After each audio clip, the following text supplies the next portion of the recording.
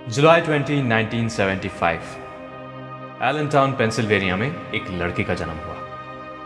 मगर उसके जन्म की एक अनोखी बात थी।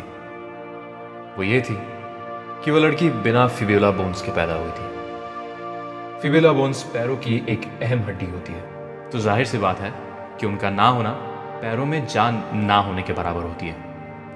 डॉक्टर का कहना था कि अगर उनके घुटनों के नीचे के हिस्से को ना काटा गया तो इससे उसे अपनी पूरी जिंदगी व्हीलचेयर पे ही काटनी पड़ सकती है। इसीलिए महज 1 साल की उम्र में ही उस बच्ची की पहली सर्जरी कर दी गई, जिसमें उसके घुटनों के नीचे के हिस्से को काट दिया गया। यह सुनकर दिमाग में यह ख्याल जरूर आता है कि बेचारी कितनी बदनसीब थी, उसकी तो जिंदगी शुरू होने से पहले ही तबाह हो गई। मगर उस बच्ची का ऐसा नहीं मानना था। 2 साल की उम्र में उसने अपने प्रोस्थेटिक पैरों के साथ चलना सीख लिया, लेकिन उसने कभी भी अपने प्रोस्थेटिक पैरों को किसी बहाने की तरह इस्तेमाल नहीं किया। बचपन से ही उसे स्पोर्ट्स और एक्टिंग का बहुत शौक था, और जब भी उसे कोई अपाहिज या डिसेबल्ड कहता तो उसका हमेशा यही जवाब आता, मैं डिसेबल्ड नहीं हूं। अगर आप टेक्निकली देखो तो मैं एक बाइलेटरल बिलो द नी एम्पुटी हूं, एक ऐसा इंसान जिसके दोनों पैरों के घुटने के नीचे के हिस्से को काट दिया गया है। मगर इसका मतलब ये नहीं कि मैं अपाहिज हूं या कुछ कर नहीं सकती। यह कमी ना मुझे कुछ करने से रोक सकती है और ना ही मेरे जज्बे को कम कर सकती है। और यह बात सच भी है दोस्तों। यह सब होने के कुछ ही साल बाद जब एकेडमिक स्कॉलरशिप से यह लड़की जॉर्ज टाउन यूनिवर्सिटी में पढ़ने गई, तो उसी दौरान इस लड़की ने नॉर्मल एथलीट्स के साथ नेशनल कॉलेज एथलेटिक एसोसिएशन यानी NCAA division 1 track and field events में कंपीट किया था। और इस तरह वो इतिहास की सबसे पहली महिला एम्प्यूटी बनी थी जिन्होंने NCAA में भाग लिया था। इस लड़की का नाम है एमी मुलिन्स। वो अमेरिकी एथलीट जिसने 1996 की पैरालंपिक्स में 200 मीटर की दौड़ को 34.06 सेकंड्स में भागने का वर्ल्ड रिकॉर्ड बनाया था। और इतना ही नहीं दोस्तों, 1999 में उन्होंने British fashion designer Alexander McQueen के लिए मॉडलिंग भी की थी। बस 23 साल की उम्र में ही उन्हें पीपल्स मैगजीन के 50 most beautiful people in the world में फीचर किया गया था। और 2011 में वो ग्लोबल लॉरियल ब्रांड एम्बेसडर बनी। इसके साथ ही साथ उन्होंने काफी मूवीज और टीवी सीरीज में भी एक्टिंग की।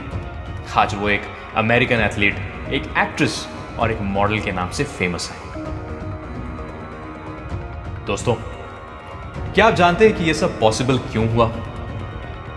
क्योंकि उन्होंने अपने आप को कभी डिसेबल्ड या अपाहिज समझा ही नहीं। अपने कमी को उन्होंने कभी अपना बहाना नहीं बनने दिया। अपनी काबिलियत पे उन्होंने पूरा यकीन रखा।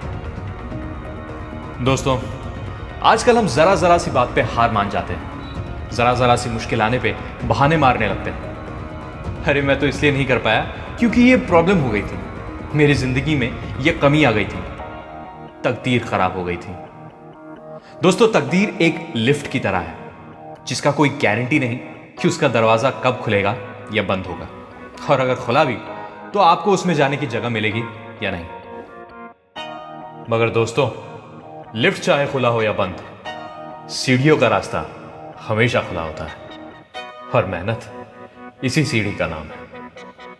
तकदीर का लिफ्ट चाहे आपके लिए बंद ही क्यों ना हो, मेहनत की सीढ़ी आपके लिए हमेशा खुली होगी। हाँ, यकीनन लिफ्ट के मुकाबले सीढ़ी में आपको तकलीफ ज्यादा करनी होगी, वक्त भी शायद ज्यादा लग सकता है, मगर हाँ, अंत में आपको कामयाबी मिलेगी जरूर।